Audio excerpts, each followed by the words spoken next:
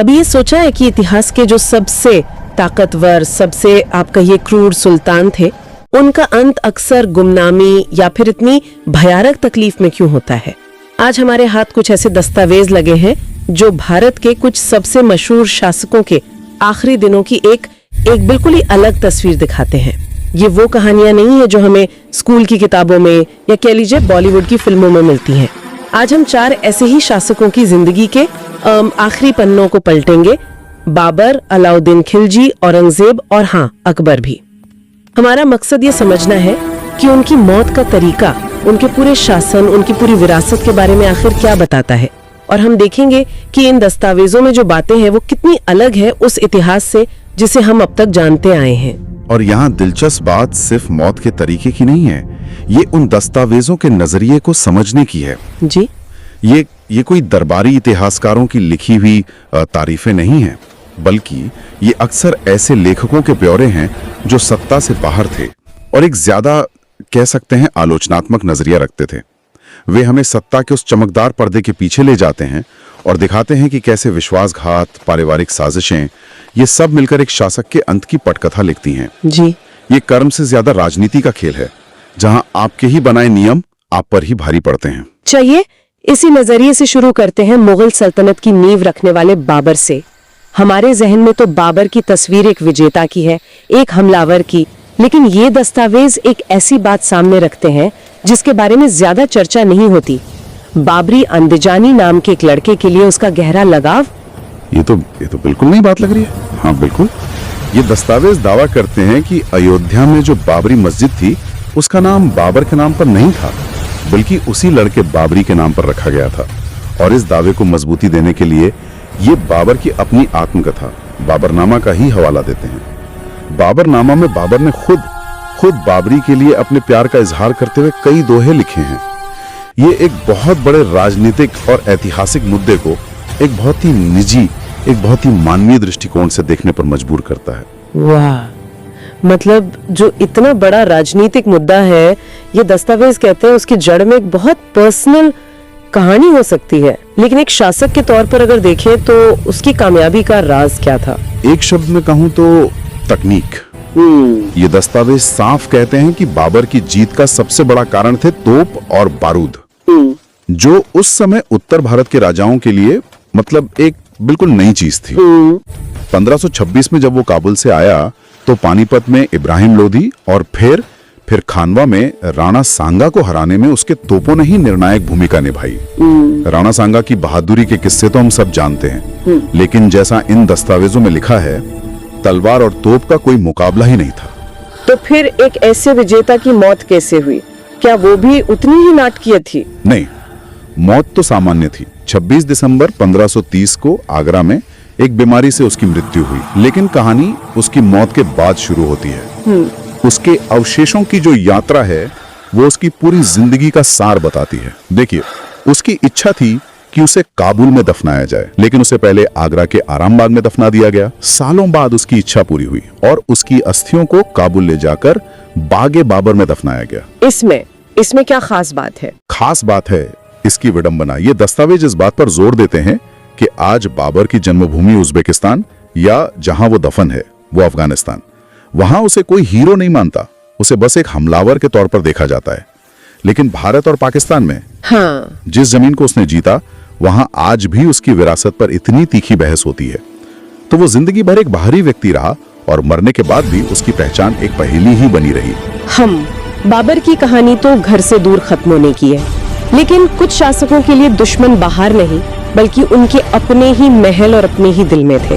अलाउद्दीन खिलजी की कहानी शायद इसका सबसे बड़ा और सबसे भयानक उदाहरण है। बिल्कुल, खिलजी की कहानी की शुरुआत ही विश्वासघात से होती है।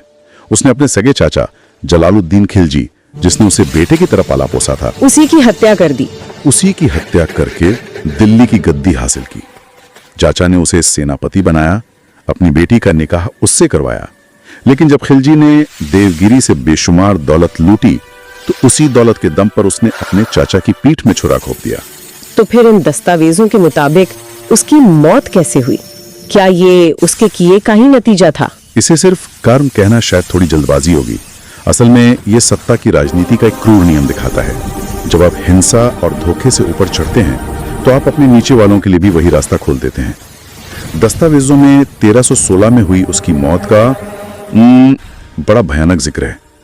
उसे एक ऐसा चर्म रोग हुआ था जिससे उसकी त्वचा काली पड़ गई थी और शरीर पर फोड़े निकल आए थे जिनसे लगातार पस बहता था। ये सुनकर ही अजीब लग रहा है। एक सुल्तान जो पूरे हिंदुस्तान को डराता था, वो अपने आखिरी दिनों में इतना बेबस और बिल्कुल अकेला। उसे अछूत मान लिया गया था, कोई उसके पास नहीं जाता था। वो दर्द से चीखता था और मौत की भीख मांगता था। ये दस्तावेज उसकी पीड़ा की तुलना चित्तौड़ की राजपूत रानियों के जौहर की आग से करते हैं। मानो जिस आग में उसने हजारों को जलाया, उसी में वो जीते जी जल रहा था। और सबसे बड़ी विडंबना क्या थी? सबसे बड़ी विडंबना ये कि इन दस्तावेजों का इशारा है कि इस सब के पीछे उसी का सबसे वफादार गुलाम मलिक कफूर था। मलिक कफूर? लेकिन वो तो उसका सबसे करीबी था। वही तो इस कहानी का सार है। ये दस्तावेज तर्क देते हैं कि मलिक कफूर ने अपने सुल्तान को ही अपना गुरु माना था। उसने देखा था कि खिलजी ने अपने संरक्षक के साथ कैसा विश्वासघात किया और उसने वही सबक खिलजी पर आजमा दिया। हो सकता है उसे धीरे धीरे जहर दिया गया हो, जिससे उसकी यह हालत हुई। खिलजी ने विश्वासघात का जो चक्र शुरू किया था, वो घूमकर उसी पर खत्म हुआ। मलिक कफूर ने बस वही किया जो उसने अपने सुल्तान को करते देखा था। विश्वासघात की कहानियां तो वाकई डरावनी है। लेकिन क्या होता है जब एक शासक सिर्फ अपने परिवार से ही नहीं, बल्कि अपनी पूरी प्रजा के एक बड़े हिस्से से दुश्मनी मोल लेता है? शायद औरंगजेब की कहानी हमें यही बताती है। स्रोत उसे मुगल इतिहास का सबसे क्रूर शासक कहते हैं। हाँ, इन दस्तावेजों में औरंगजेब को सत्ता का भूखा और बेहद निर्दयी दिखाया गया है। उसने जो किया वो कल्पना से भी परे है। अपने बूढ़े बाप शाहजहां को आगरा के किले में कैद कर दिया, जहां से वो बस ताजमहल देख सकते थे। हाँ, बस दूर से। अपने बड़े भाई और सल्तनत के असली हकदार दारा शिकोह का सिर कलम करवाकर अपने पिता को तोहफे में भिजवाया। अपने बाकी भाइयों, भतीजों, या तक कि अपने एक बेटे अकबर द्वितीय को भी नहीं बख्शा। लेकिन कई इतिहासकार तो ये भी कहते हैं कि उसके दौर में मुगल सल्तनत अपने चरम पर थी, एक आर्थिक सुपर पावर थी। ये दस्तावेज इस धारणा को चुनौती देते हैं। वो मानते हैं कि हाँ, सल्तनत का आकार सबसे बड़ा था, लेकिन वो एक खोखला साम्राज्य था। औरंगजेब की हिंदू विरोधी नीतियां, जैसे जजिया कर लगाना और मंदिरों को तोड़ने का जुनून, इसने देश को जोड़ा नहीं बल्कि विद्रोह की आग भड़का दी, खासकर मराठों, सिखों और जाटों के बीच। इन स्रोतों का तर्क है कि उसने मराठों के साथ 25 साल तक जो अंतहीन लड़ाई लड़े, उसमें शाही खजाना खाली कर दिया और सल्तनत को कंगाली की कगार पर ला खड़ा किया। और उसका अंत, जाहिर है वो दिल्ली के तख्त पर आराम से तो नहीं मरा होगा। बिल्कुल नहीं। ये दस्तावेज कहते हैं कि वो भी तड़प कर ही मरा। ज्यादातर इतिहासकार तो ये मानते हैं कि 1707 में उसकी मौत महाराष्ट्र के अहमदनगर में एक लंबी बीमारी से हुई। वो अपनी जिंदगी के आखिरी 25 साल दिल्ली से हजारों मील दूर दक्कन में मराठों को कुचलने की एक नाकाम कोशिश में लगा रहा। लेकिन ये दस्तावेज एक बिल्कुल अलग और सनसनीखेज कहानी बताते हैं। वो क्या? इन स्रोतों के मुताबिक बुंदेलखंड के राजा छत्रसाल ने एक खास खंजर तैयार करवाया था, जिसे जहर में डुबोया गया था। ये खंजर औरंगजेब के पेट में घोंपा गया और उस जहर का असर इतना धीमा था कि औरंगजेब अगले 3 महीने तक तिल तिल कर मरता रहा। अच्छा। अगर ये सच है तो सोचिए, एक बादशाह जो पूरी सल्तनत का मालिक था, वो अपने दुश्मनों के इलाके में दिल्ली से दूर बिना किसी इलाज के दर्द से तड़पता हुआ मरा। ये उसके जीवन की क्रूरता का एक प्रतीकात्मक अंत लगता है। हमने क्रूर शासकों की बात की, लेकिन अब उस बादशाह की बात करते हैं जिसे दुनिया महान कहती है, अकबर। इन दस्तावेजों में उसके बारे में क्या अलग लिखा है? क्या उसकी कहानी भी कुछ ऐसी ही है? यह कहानी और भी जटिल हो जाती है। ये दस्तावेज अकबर की प्रशासनिक या सैन्य काबिलियत पर सवाल नहीं उठाते। हालांकि वो ये जरूर कहते हैं कि चित्तौड़गढ़ की घेराबंदी को छोड़कर उसने शायद ही किसी लड़ाई में खुद सेना का नेतृत्व किया हो। लेकिन इनका मुख्य ध्यान उसकी महानता के बजाय उसके निजी जीवन पर है, खासकर उसके पारिवारिक रिश्तों की नाकामियों पर। मतलब उसके बेटे सलीम यानी जहांगीर के साथ उसके रिश्ते। बिल्कुल। और इन दस्तावेजों के मुताबिक इस रिश्ते में जहर घोलने का काम किया अनारकली ने। हम अनारकली को एक फिल्मी कहानी समझते हैं ना? हाँ। लेकिन ये दस्तावेज दावा करते हैं कि वो एक हकीकत थी और पिता पुत्र दोनों का दिल उस पर आ गया था। और बादशाह होने के नाते अकबर ने अपनी मनमानी की, जिससे सलीम के दिल में अपने बाप के लिए नफरत भर गई। ये नफरत इतनी बढ़ गई कि सलीम ने अकबर के खिलाफ बगावत तक कर दी। तो जो हम किताबों में पढ़ते हैं कि 1605 में अकबर की मौत पेचिस यानी डायरिया से हुई, क्या वो एक अधूरा सच है? ये तो एक बहुत सामान्य मौत लगती है। इन दस्तावेजों के अनुसार बीमारी तो पेचिशी थी, लेकिन मौत की असली वजह बीमारी नहीं थी, वो थी साजिश और लापरवाही।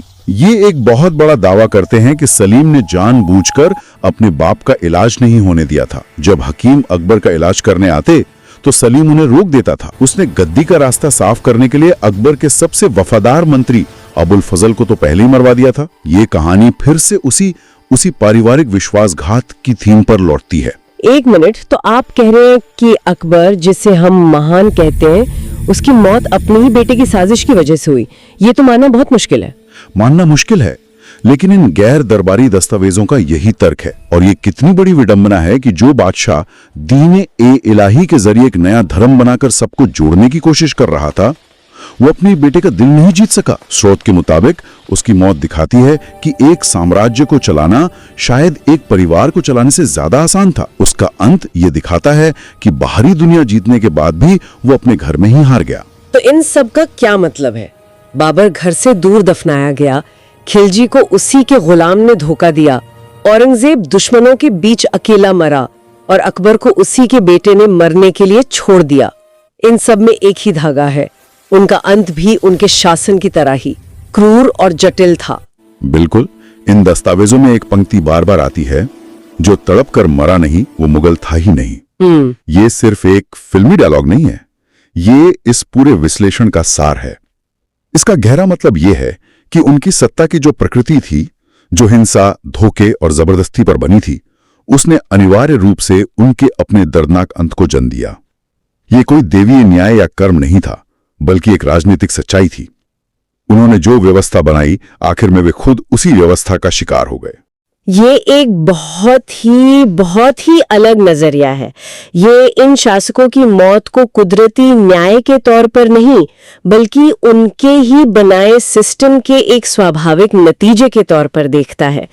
तो आज के लिए हमारे श्रोताओं के लिए सोचने वाली बात ये हो सकती है, क्या इतिहास अपने तरीके से हिसाब बराबर करता है, या ये कहानियां सिर्फ ये दिखाती हैं कि धोखे और हिंसा पर बने साम्राज्य की नियति में शायद खुद को भीतर से ही खत्म करना लिखा होता है, और जिसकी शुरुआत हमेशा सबसे ऊपर बैठे इंसान से होती है।